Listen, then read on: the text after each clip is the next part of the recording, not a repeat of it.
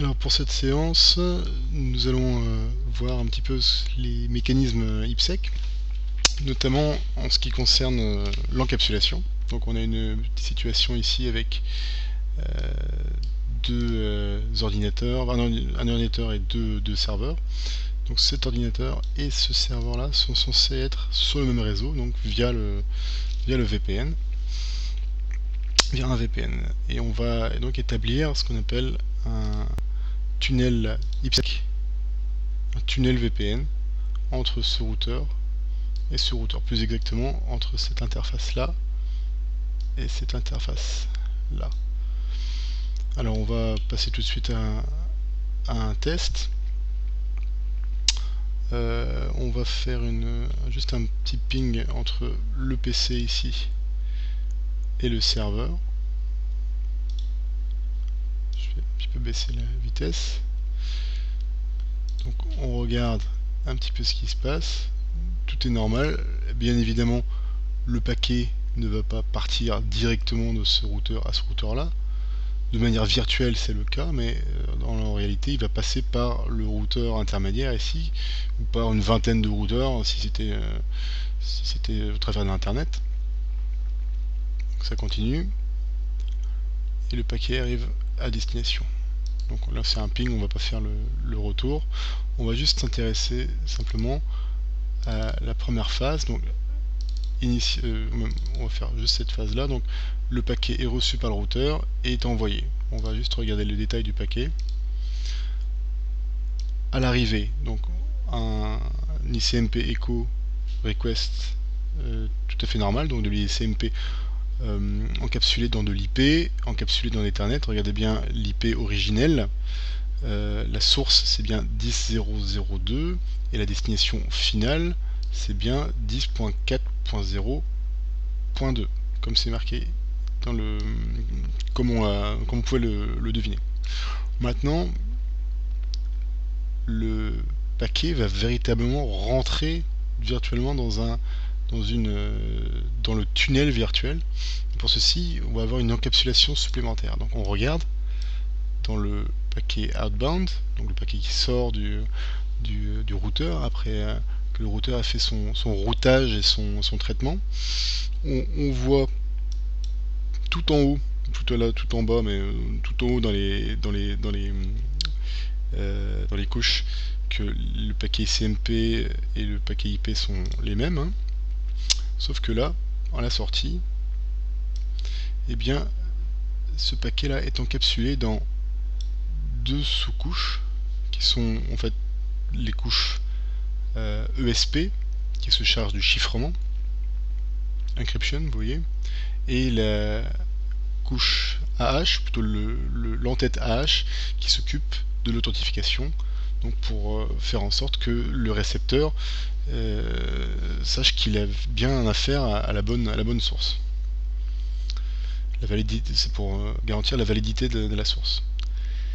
Et en plus de ça, le paquet IP et le paquet CMP originel sont encapsulés dans un autre paquet IP. Et regardez bien ici, la source ici, c'est non pas la source originelle du paquet, mais c'est la source du tunnel, c'est l'extrémité gauche du tunnel.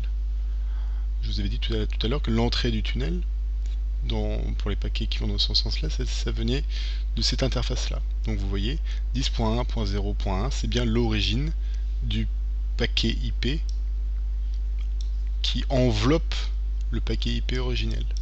Donc en gros, ça c'est le paquet IP du tunnel, on va dire. Et la destination, c'est l'autre bout du tunnel IP, à savoir donc que c'est le 10.2.0.2, c'est bien vérifié. Et puis l'Ethernet, là, c'est tout ce qui est de plus normal, hein. Pour l'acheminement de la trame, c'est la source, l'interface de cette l'adresse de cette interface, et la destination, l'adresse MAC de cette interface. Le paquet est donc acheminé sur le routeur 1, comme on le voit là. Et ensuite, donc si on jette un petit coup d'œil aux détails IP, je parle uniquement des détails IP, hein, là je parle pas des détails de la couche 2, donc, parce que là on voit que ici il y a de l'Ethernet, ici de l'HDSC, un protocole série. Si on regarde juste l'IP, eh ben, on va toujours avoir la même chose, hein.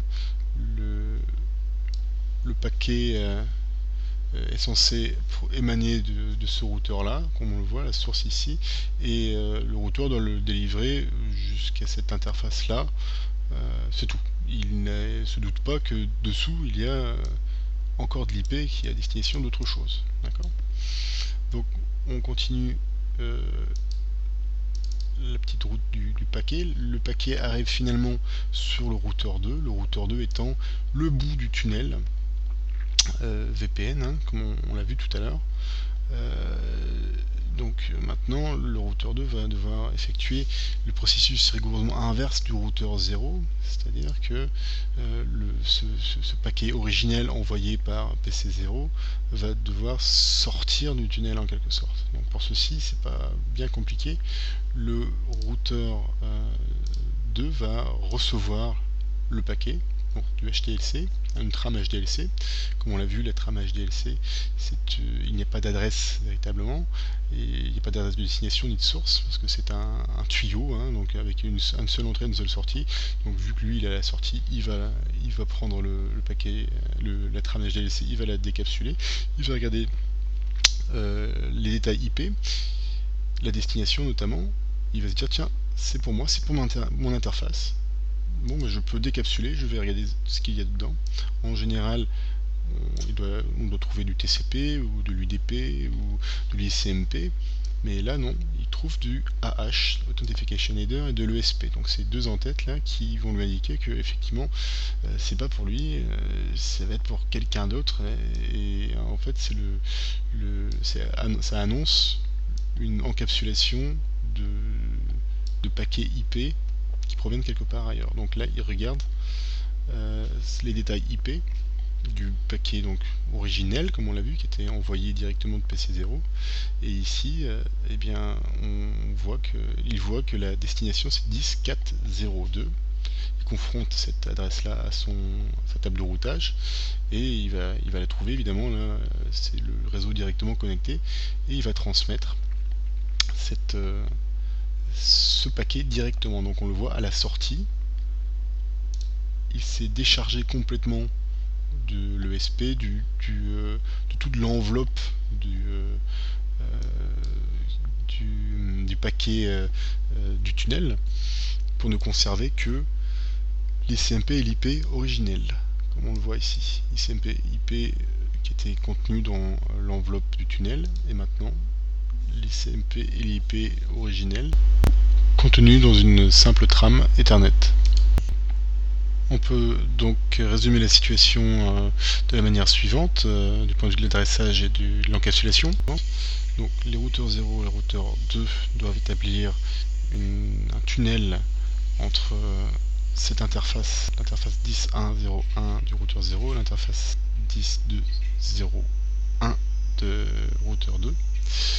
Donc ça va former le tunnel VPN IPsec.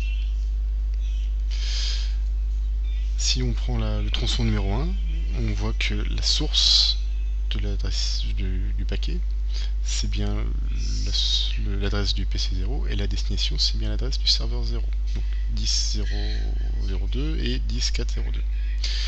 Lorsque le paquet pénètre dans le routeur 0 sait qu'il doit le faire rentrer dans le tunnel. Pour ceci, donc, il va garder l'IP original, il va créer un champ AH qui va rajouter une en-tête AH qui va rajouter avant le paquet IP, qui va servir à authentifier ce paquet pour que le destinataire soit sûr que le paquet provient de la bonne source. Et ensuite, il va chiffrer le paquet IP complet, le paquet IP original, et il va rajouter une petite en-tête ESP pour indiquer que le paquet a été chiffré avec quelques détails, notamment de type de chiffrement, etc.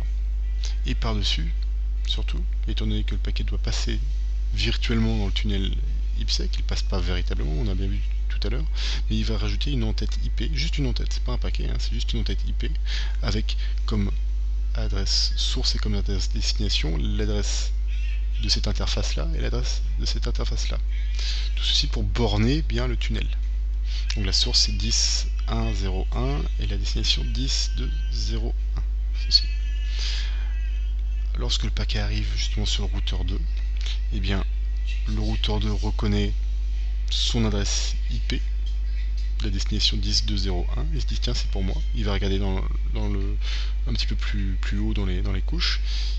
Il va voir l'ESP, les détails de l'ESP qui vont lui permettre de déchiffrer tout ce qui suit.